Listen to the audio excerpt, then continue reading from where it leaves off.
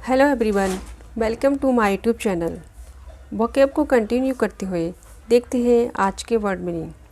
और आज मैं 465 से स्टार्ट करने जा रही हूँ।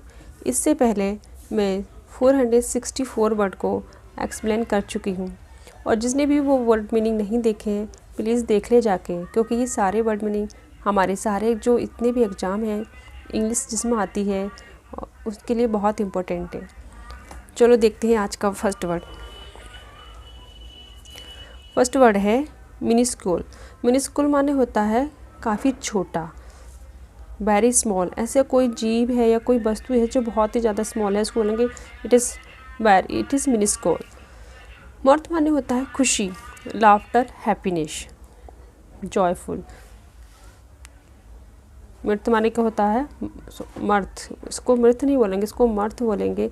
खुशी होना, लाफ्टर, हैप्पीनेस। बहुत अधिक हम खुशी होते हैं, हैप्पी होते हैं, हंसते हैं, हंसी के साथ तो हम मर्थ वर्ड यूज करते हैं वहाँ पे। मिसक्रेंट माने होता है बदमाश।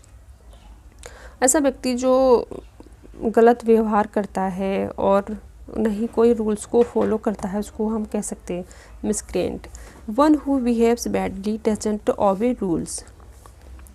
और नेक्स्ट वर्ड है मिटिगेट। मिटिगेट माने होता है कम करना, to make become less severe. किसी भी चीज़ को कम करने के लिए हम मिटिगेट वर्ड का यूज करते हैं। मोमेंटम माने होता है संवेग बल, the force that keep motion on. हमारे अंदर के जो भी फीलिंग्स वगैरह होती हैं, तो जो हमारे अंदर संवेग अपलिफ्ट होते हैं, तो हम उस जगह उस वर्ड का यूज कर सकते हैं मोमेंटम। मॉन्स्टरस माने होता है विशाल, भयावह। मॉन्स्टर जैसे कि बहुत बड़े जायंट्स होते हैं, जैसे राक्षस, तो हम उसको या फिर क्रूल, हाँ उसको ही कह सकते हैं। बहुत बड़े बिग होते हैं और क्रूल व्यवहार करते हैं, तो उसको हम मॉन्स्टरस कह सकते हैं। मॉन्स्टरस विशाल और भयावह।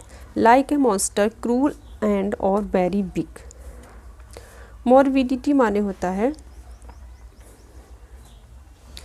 विकृत, अस्वस्थ, अनप्लीजेंट एंड स्ट्रेंज।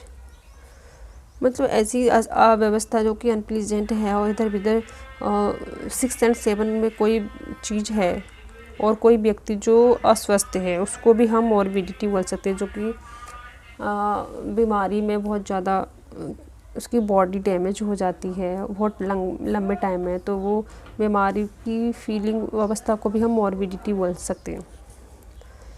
मोरन माने होता है बेवकूफ़ होना, आ स्टूपिड पर्सन। मतलब ऐसा पर्सन जो कि बिना लॉजिक की कोई बातें करता है, उसको कोई भी सेंस नहीं है, तो उसको हम मोरन बोल सकते हैं, मोरन। माउंटिंग माने होता है बढ़ता हुआ, ग्रेजुअली इंक्रीजिंग।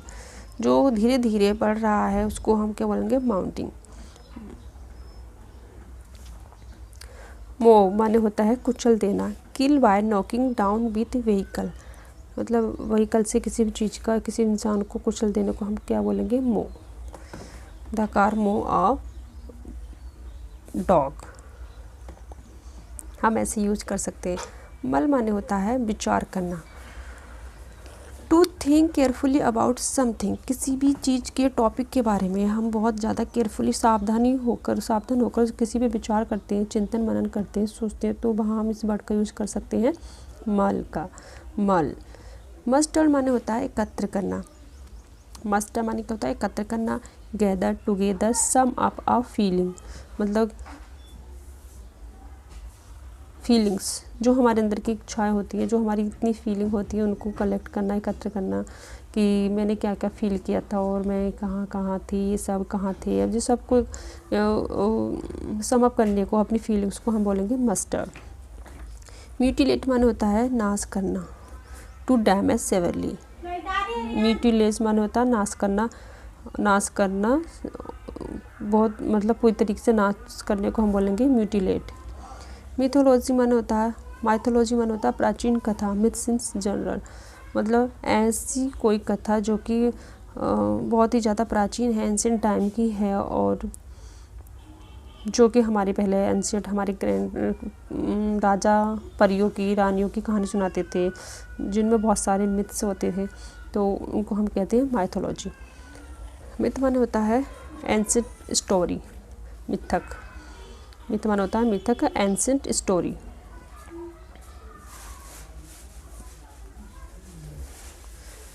नादिर माने होता है निचला स्तर, the worst moment, the lowest point. मतलब किसी भी चीज़ का जो सबसे मोस्ट लोएस्ट पॉइंट होगा हम उसको बोलेंगे नादिर, मतलब निचला स्तर।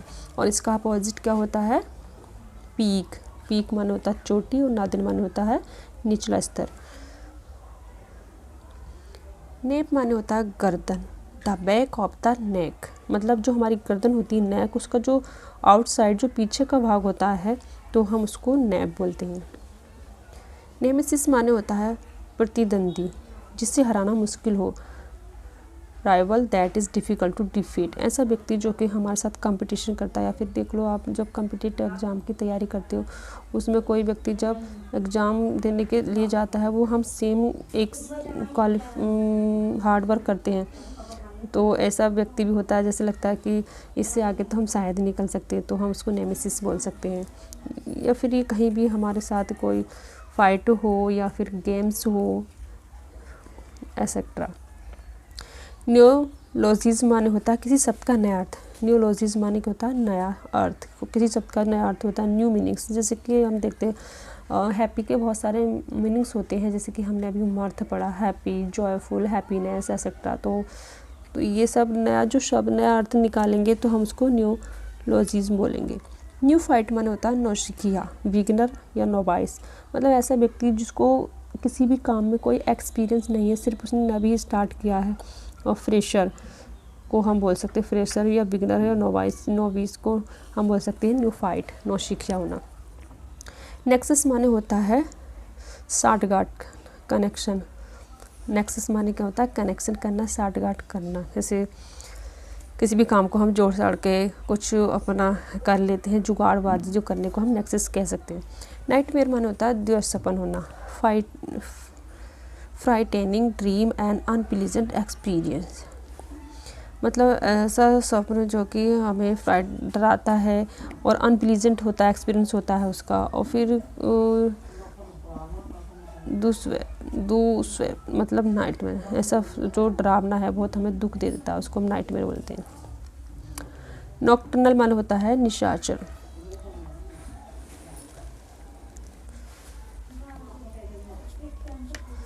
नॉक्टर्नल माने होता है निशाचर। निशाचर ऑकरिंग एक्टिव एट नाइट। मतलब ऐसा व्यक्ति, ऐसा जीव जो कि नाइट में एक्टिव होता है, जैसे कि हम उसको बोल सकते हैं चमगादड़ होती है और आउल होता है, और भी ऐसे बहुत से जीव जो नाइट में एक्टिव होते हैं, तो उनको हम नॉक्टर्नल बोलते हैं। नोमैड माने होता है अस्थायी आवास वाले जनजाति के सदस्य।